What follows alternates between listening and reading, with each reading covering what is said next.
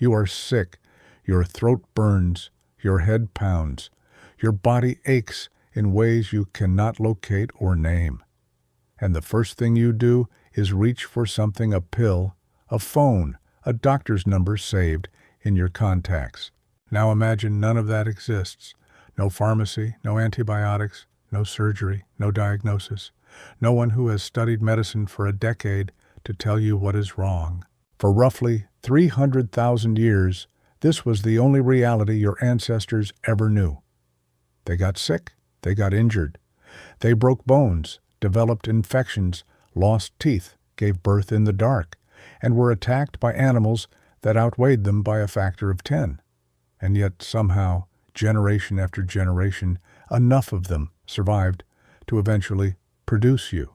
How? What did they actually do?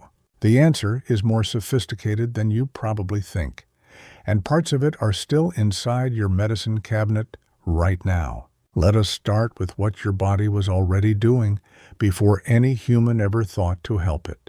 Your immune system is ancient, far older than your species. The basic architecture of your body's defensive response: inflammation, fever, the production of white blood cells, the chemical cascade that attacks foreign invaders, evolved over hundreds of millions of years. When you get a fever, that is not the illness. That is your body deliberately raising its internal temperature to create an environment where bacteria and viruses struggle to replicate. Fever is medicine. It is medicine your body manufactures from the inside with no external input required. Researcher Paul Ewald, an evolutionary biologist at the University of Louisville, spent decades studying what he calls the evolution of infectious disease, and one of his core arguments is that many of the symptoms we treat as problems, fever, vomiting, diarrhea, inflammation, are in fact your body's active interventions. They are defenses. They are uncomfortable on purpose. Your ancient ancestors did not know the word immune system, but they knew this. When someone got sick, you kept them warm, kept them fed if they could eat, and you waited.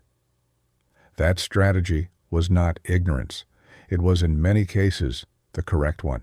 But the body cannot do everything alone, and your ancestors knew that too.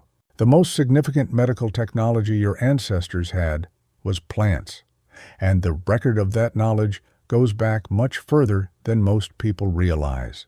In 1960, archaeologist Ralph Selecki excavated a Neanderthal burial site in the Shanidar Cave in what is now northern Iraq. What he found in the soil around one of the skeletons stunned the scientific world.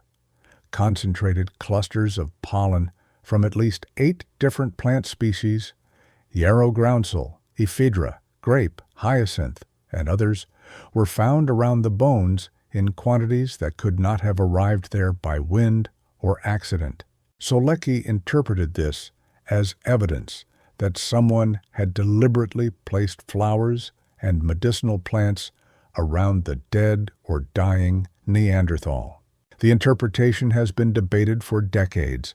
Some researchers argue the pollen may have been introduced by burrowing rodents, but subsequent analysis, including work by paleoanthropologist Eric Trinkhaus and his colleagues, confirmed that several of the plants found at Shanidar have documented medicinal properties. Yarrow, for instance, has been used across dozens of unconnected cultures worldwide as a wound-healing agent and fever reducer. Ephedra. The plant that gives us ephedrine is a powerful bronchodilator, meaning it opens the airways. It is still used today in medications for asthma and respiratory infections. Whether or not the Shanidar pollen was intentionally placed, the fact remains, Neanderthals and early Homo sapiens lived for hundreds of thousands of years in environments full of pharmacologically active plants, and the evidence strongly suggests they learned to use them. How do we know? Because the knowledge did not disappear, it compounded. Anthropologist Daniel Moorman spent years cataloging what he calls Native North American ethnobotany, the plant-based medical knowledge of indigenous peoples across the continent. His database, published in 2002 documents over 27,000 medicinal plant uses across 218 plant families. What is striking is the pattern. Across cultures that never had contact with each other, tribes separated by thousands of miles and thousands of years, the same plants appear again and again for the same conditions. Willow bark for pain and fever. The active compound in willow bark is salicin. Salicin is what aspirin is made from. Your ancestors discovered aspirin. They just did not call it that. This was not magic. This was empirical science, conducted over thousands of generations. Someone ate a plant. Someone noticed a change. Someone remembered. Someone told their children. The ones who remembered the right plants survived more often than the ones who did not. And so the knowledge spread, evolved, and became embedded in culture. Your body's relationship with pain was also different than yours is today.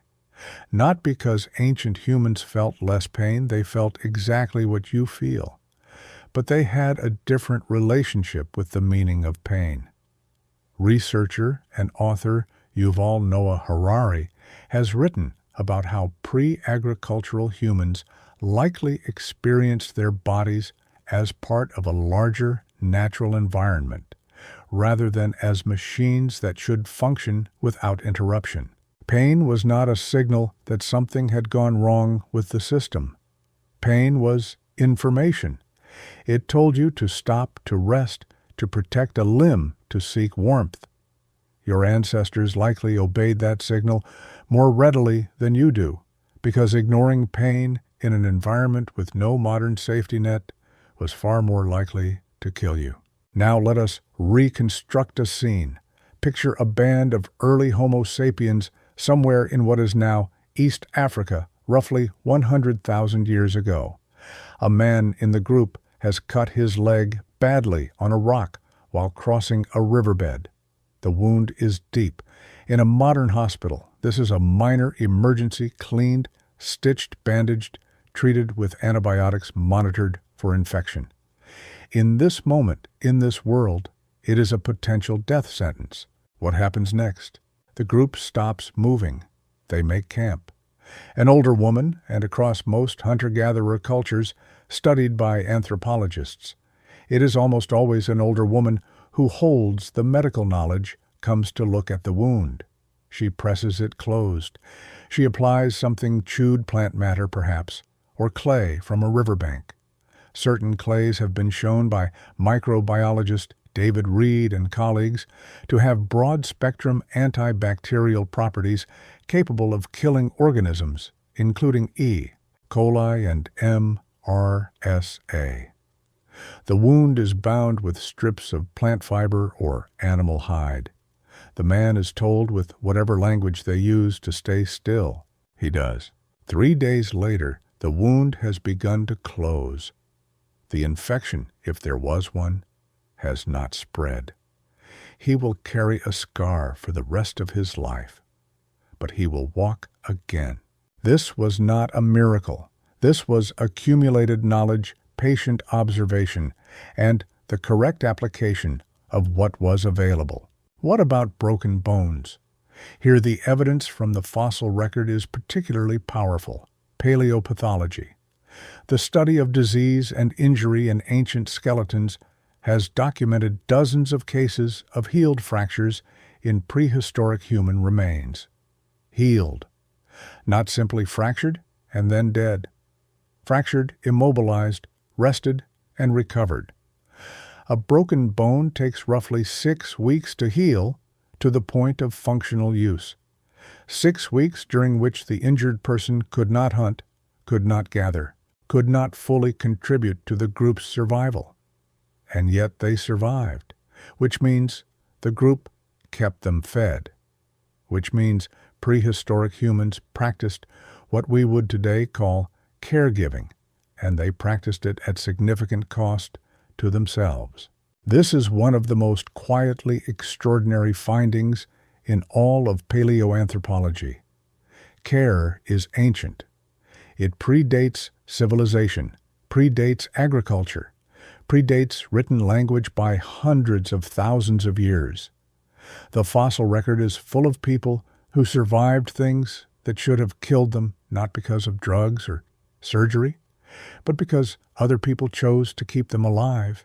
Researcher Penny Spickens at the University of York has studied what she calls the prehistory of compassion, arguing that cooperative caregiving is not a product of modern moral thinking, but one of the oldest survival strategies in the human lineage. Groups that cared for their injured and ill consistently outperformed groups that did not. Compassion was not a luxury. It was technology. Childbirth deserves its own mention because it was the most dangerous event in the life of most ancient women, and the event most likely to kill the person you were also trying to deliver. The human infant's head is enormous relative to the birth canal, a problem that emerged directly from the evolution of our large brains. This mismatch made human childbirth exceptionally dangerous compared to nearly every other primate. And your ancestors knew this. Archaeological evidence from dozens of sites across Europe, Africa, and Asia shows that women did not give birth alone. They gave birth surrounded by other women, attended by those with experience, supported in positions that reduced complication risk. The midwife is not a modern invention. She is one of the oldest professional roles in human history. So, what did ancient humans actually do when medicine, as we understand it, did not exist? They used their body's own defenses and did not fight them. They accumulated plant knowledge over thousands of generations and shared it obsessively. They cared for each other physically and collectively. They kept the injured still and the sick warm. They supported pregnant women through the most dangerous moments of their lives. And the ones who did these things survived more often than the ones who did not.